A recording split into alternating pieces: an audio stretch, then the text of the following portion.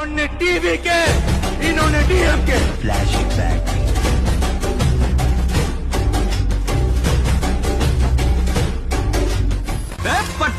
யாரோ 10 பேர் அடிச்ச டான் ஆனவன் இல்லடா நான் அடிச்ச 10 பேரும் டானுங்க தான்.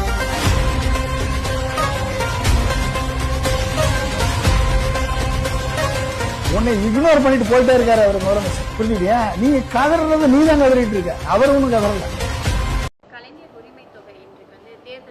ரொம்ப அற்புதமான ஒரு விஷயம்.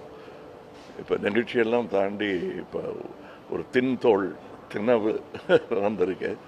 ரொம்ப அற்புதமான ஒரு திட்டம்.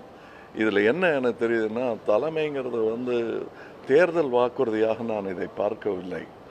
என்ன நடந்தாலும் மக்களுக்கு எதுவும் வந்துவிடக்கூடாது என்ற ஒரு ஒரு பரபரப்பான தலைவன், மக்களுக்காக ஓட வேண்டும் என்று நினைப்பவர்.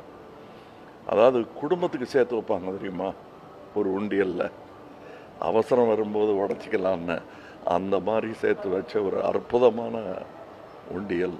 இதை உடைக்க வேண்டி வராது என்று நான் நினைக்கிறேன். இது இப்படியே தொடரும்.